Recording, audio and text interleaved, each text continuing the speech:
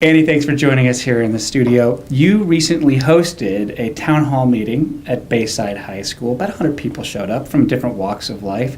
What were a couple of your takeaways from that? Well, the first thing is that I was really happy to see the cross-section of the community there, including community leaders and some faith-based leaders. I was very impressed to have Representative Randy Fine there. First time I think we've ever had a state representative show up. Plus we had a city council from Palm Bay and West Melbourne and the faith-based leaders. I think they were all very interested in what Dr. Blackburn had to say, and clearly they had a lot to ask. Wide range of different questions, Dr. Blackburn did a great job answering the questions. As a school board member, listening to some of those questions, what were some of the issues that came up that made you think, okay, these are the things that we're going to need to prepare for and work on in the coming months? Well, there was some issues brought up about basically social, emotional, about children who where parents needed some assistance getting through the kids. There were concerns about attendance boundaries. One of our favorite topics. In for it this year. Yeah, I've done that a bunch of times. I don't enjoy that. The hard one being the hardest, biggest one sounds like is Melbourne High School, which is bursting at the seams, way over capacity.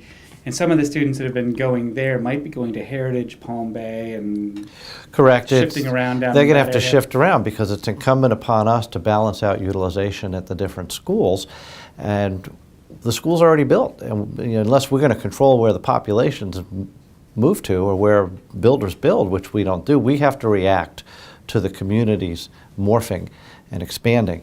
And we have to balance that out so all kids have equal opportunity, equal access to resources, and we don't strain one school over another. And you know what? They're all great. And I tell all the parents, I said, for every parent that might not want to go to another school, I could find 5 I couldn't drag out of there. That's interesting. That issue of attendance and crowded schools or not, or would you consider closing a school a few years ago, seemed to be right at the center of relationships with the cities in Brevard County.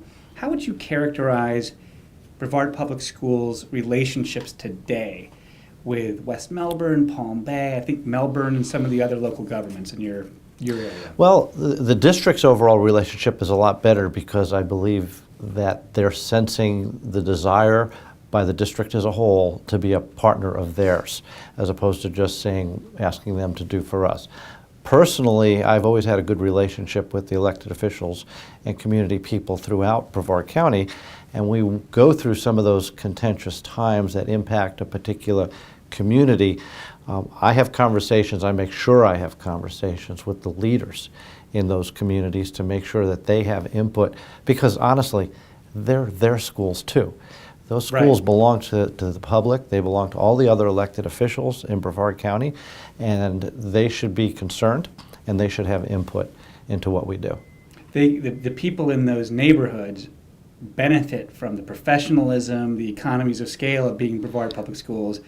But you were just at Roy Allen Elementary School this morning, I think you mentioned. Right. People there think about their kids go to Roy Allen. That's their community. They're not necessarily thinking about the whole 70-mile-long district. And so it is important to have those schools be centers of their communities. Absolutely. And interesting, Roy Allen's not in my district, but I try to not only nurture the relationships with all of the community leaders, but I also try to make sure that I get into as many schools as possible and nurture the relationships with those principals.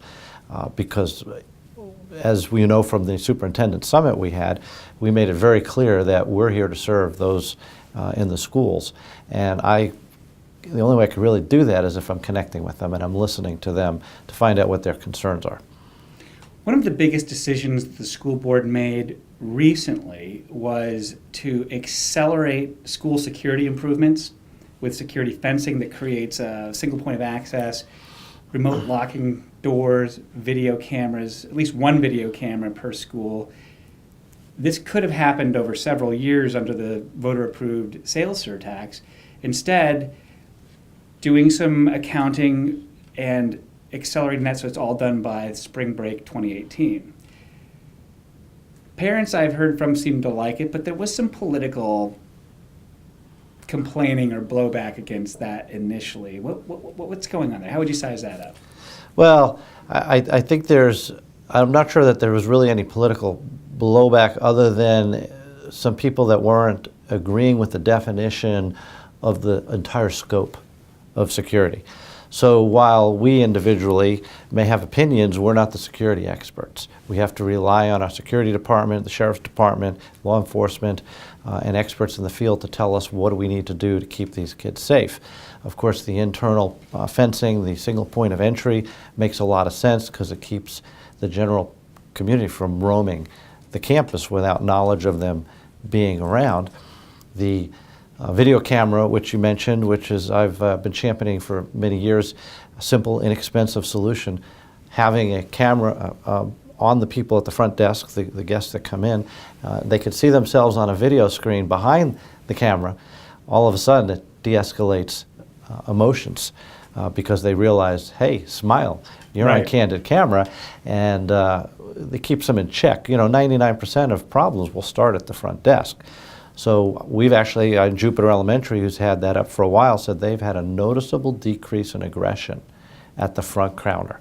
Beautiful. That's all we want to accomplish. We want to make it a safe environment for everybody, including our clerks and our front office staff. The perimeter fencing, where the controversy comes in, helps keep people from wandering in from other sides of the campus, but it more so keeps students safe and on the inside. It helps reduce their danger of eloping running out into the street. We've got what we would refer to as runners. Kids that just decide, you know what, had enough, I'm out of here. A woman said that at the town hall meeting last night, said her own child was one part Harry Houdini, one part Usain Bolt. Yep, and he said, and that's what she said. And she said, you just look the other way, and poof, he's gone. And while I can understand there's some differences of opinion on the importance of a perimeter fencing, I'm positive that attitude would change immediately if a student ran off campus, ran in the street, and got hurt or worse, killed. I can't imagine anybody objecting to perimeter fencing. Another headline for the school board, and I guess Brevard Public Schools, wasn't necessarily a formal decision, but Brevard Public Schools is suing its software contractor, Harris School Solutions. Breach of contract, essentially. The school board entered into a contract, I think has all in maybe about $5.5 million thus far, for enterprise software to run things like purchasing, payroll, finance. You were on the school board when the Correct. deal was made, the only one on the school board. The still only on one school left. board. The only one left holding the bag. and you've seen how this has progressed over the years. How has your outlook on this changed? Well, the outlook, I've went through many phases of outlook along the way. Of course, up front, I was against it. I thought it was bad timing. I thought it was expensive. Turns out, actually, it's for ERP software. It was inexpensive. I was led to believe it was ready to go. I was excited because when I got on the board in 2008 and I said, green screen software, I mean, I was using this when I graduated FIT in 1983 and went to work for Harris, and you're using it today in 2008. It's like playing Pong. It is. I was really shocked. So I was reluctant, but I was convinced, hey, if we don't do it, it's going to be more expensive. We need to do it now because we need to implement it before the beginning of the fiscal school year. And then things just weren't progressing. Then all of a sudden, it looked like everything was going to fall apart, and Harris Software Corporation came in, and I was like, well, yeah, this is no small rinky-dink little company. These people know what they're doing, and I can't imagine that they bought a piece of software that didn't have promise. And so that renewed my faith in the decision that we made, and that we would hopefully become whole and have a functional piece of software, which was really my first interest, is because we need it. There are things that we're challenged to do, there's data that we're not able to analyze because we just don't have the system in place to be able to do that. And then when that started to go south and realized it wasn't materializing, it was very depressing.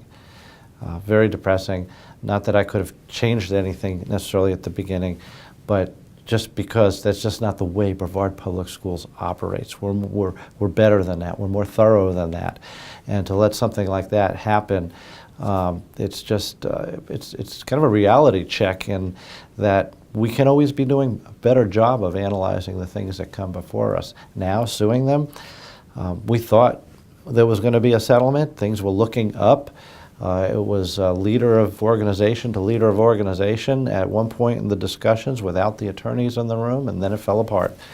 And this is how business works. You got to resolve the situation, and if you have a contract, So, sometimes you got to go to court to figure it out. so now our last effort, the last option to hopefully be made whole is to recover something. And unfortunately, the only thing that's going to resonate in this situation is a lawsuit.